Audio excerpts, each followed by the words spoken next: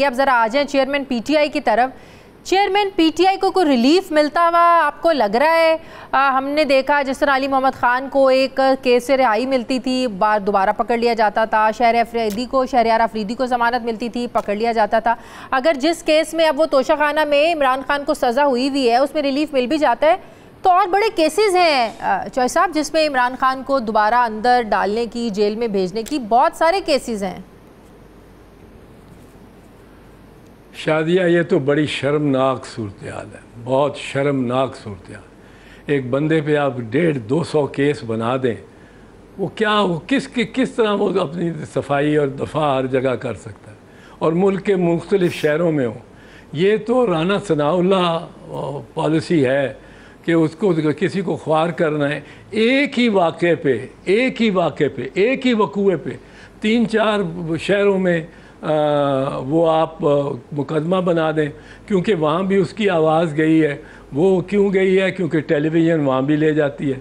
तो टेलीविज़न जहाँ जहाँ लगा हुआ है वहाँ वो जुर्म हो रहा है, वो इसलिए उस थाने में भी, हर थाने में कर दो। ये मीर शकीलुर रहमान के साथ हुआ था, पर उनके साथ भी ये था कि वो एक ही केस था और उसको हमने ख़त्म करा लिया था। यहाँ इन्होंने 10-12 केसेस को मल्टीपल प्रोसिक्यूशंस करा लिया था, मल्टीपल प्रोसिक्यूशन। वो भी ज़्यादती थी जो मीर शकील के साथ हो रही थी, बहुत ज़्यादती थी। अब ये भी बहुत ज़्यादती है, और इसमें नया आंसर ये डाल दिया है कि इन्होंने 4-5 किस्म के और मुख्तलिफ लगा दिए हैं उस पर वाक़यात के हिसाब से, कि लायलपुर का यानी फैसलाबाद का केस जो ISI के दफ्तर पे हमले का केस है, वो एक के पर्चा रजिस्टर करके कोई 8 पर्चे बना दिए। वो जो लाहौर का कोर कमांडर का है, एक पर्चा करके उसके कोई, क्योंकि वो कहाँ सुना गया, देखा गया TV पे, वो उसको 5-7 बना दिए। तो इस तरह ये तो केस के अंदर से केस निकलना बहुत ज़्यादा है। और ये जो कल शेख शाहीन साहब इनके वकील मेरे प्रोग्राम में थे, वो कह रहे थे कि जब जज दिलावर ने वो फैसला लिखा सज़ा का, तो उसमें लिखा कि इन्हें अडियाला मुंतकिल करना है।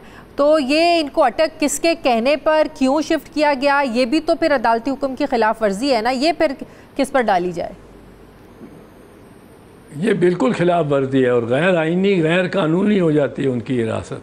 और दूसरी चीज़ मैं बताऊं, खान को सज़ा मिली है 3 साल।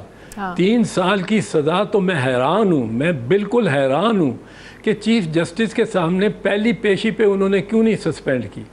सुप्रीम कोर्ट के फैसले हैं कि 5 साल तक, यहाँ तक कि लाहौर हाई कोर्ट का फैसला है कि 7 साल तक जो सज़ा है ये शॉर्ट सेंटेंस है, इसको कहते हैं शॉर्ट सेंटेंस। 7 साल तक भी लाहौर हाई कोर्ट का फैसला है, और सुप्रीम कोर्ट के 5 साल तक मुतअद्दद फैसले हैं कि सज़ा अगर 5 साल हो तो उसको मेरिट्स में जाने के बजाय उस शख्स को, उस मुल्ज़िम को आप रिहा कर दें, जेलें ना भरें, रिहा करें और उसको ज़मानतियों के हवाले करें। वो एक लिहाज से वो बंदा ज़मानतियों के हवाले हो जाता है। आप 1 लाख की नहीं, 4 लाख की, 2 लाख की ज़मानत ले लें और उसको हवाले करें। ये तो मैंने पहली दफ़ा देखा है कि चीफ़ जस्टिस साहब या बीमार हो जाते हैं या वो तारीख डाल देते हैं। ये तो सब जो इस वक्त दिन गुजर रहे हैं चेयरमैन PTI के जेल में, ये उनके ऊपर स्ट्रेट अवे बार जो है वो chief justice Islamabad high court पे जाता है। और मुझे बड़ी हैरत है कि हैरानगी नहीं है, हैरानगी गलत होता है लफ्ज़, हैरत है कि मज़हर फ़ारूक साहब इस तरह के जस्टिस उमर फारूक दे रहे हैं। उनसे मुझे बिल्कुल कतई तवक्को नहीं थी। बिल्कुल, जस्टिस आमिर फारूक। मुझे एक और चीज़ बताएं, ये जो इंटरसेप्ट की जो एक स्टोरी वहाँ पर साइफ़र को दोबारा छेड़ा गया है, जो उसका कंटेंट था साइफ़र का, उसको जिस तरीके से छापा गया है, इस पर भी अब कुछ लोग कह रहे हैं कि खान साहब को जो है वो उम्र कैद की सज़ा हो सकती है ऑफिशियल सीक्रेट एक्ट के तहत। ओहो, ये भी कोई सोचते नहीं है। देखो शादिया, साइफ़र को डीक्लासीफाई कौन कर सकता है? कौन मजाज अथॉरिटी है डीक्लासीफाई करने की? आपका आपको पता है वो प्राइम मिनिस्टर है? प्राइम मिनिस्टर नहीं, वो प्राइम मिनिस्टर है। अच्छा, फॉरेन ऑफिस की कोई एडवाइस की उसको ज़रूरत नहीं है। वो मुल्क के लिए गलत हो या अच्छा हो या बुरा हो, वो और बात है, अलग बात है। कॉम्पिटेंस किसकी है, इख्तियार किसको है? Prime minister. वो प्राइम मिनिस्टर को है। और प्राइम मिनिस्टर पे ही आप केस चला रहे हैं मुबैना तौर पे डीक्लासिफिकेशन करने का। ये इनको कौन सा कहता है कि दुम से पकड़ के केस चलाओ और फिर नाक तक जाओ? तो आपको अजीब मतलब है। और फिर ये गुमराह करते हैं इदारों के, दूसरे इदारों के जो इनके साथ मावन इदारे हैं, मवावनत कर रहे हैं। नहीं, एक को कहते हैं ना कि जलसे में लहराना, बिल्कुल गुमराह करते हैं। सबको बताना, उसका कंटेंट बताना, दो ममालिक के दरमियान की जो कॉन्वर्सेशन है उसको आप जलसे में बता रहे हैं। फिर आप साइफर कह रहे हैं कि भाई मेरे पास तो कॉपी थी, वो गुम गई। तो ये सारे एलिगेशन लग रहे हैं ना खान साहब पे। नहीं, साइफर एक दफ़ा उन्होंने कर दिया, ज़ाहिर कर दिया, डीक्लासिफाई कर दिया, तो उसके बाद तो सारी दुनिया के पास जा सकता है। सारे पाकिस्तान के 24 करोड़ के 24 करोड़ एक एक इंसान उसको पढ़ सकता है। उसमें क्या है? और उसमें अगर ये लिखा हुआ हो कि असद मजीद जो पाकिस्तान का एम्बेसडर है, पाकिस्तान का एम्बेसडर यूं ही तो नहीं कोई बात लिख देता। फिर उसने ये इतला दी, फिर उसको नेशनल सिक्योरिटी कमेटी में पेश हुआ जिस पे खान ने प्रिजाइड किया। उन्होंने कहा कि डिमार्च करो, एहतजाज करो अमरीकनों से। उसके बाद फिर वो दोबारा पेश हुआ जब शहबाज शरीफ ने, मियाँ शहबाज शरीफ ने उस पर सदारत की। उस पर भी उन्होंने कहा कि पेश करो उसको असद मजीद। ये बिल्कुल मिनट्स जो पहली मीटिंग की है वो दुरुस्त है, और वो बिल्कुल उन्हीं मीटिंग्स को, उन्हीं मिनट्स को और फैसलों को अपहोल्ड किया। तो सारी कौमी सलामती कमेटी भी इसमें आएगी।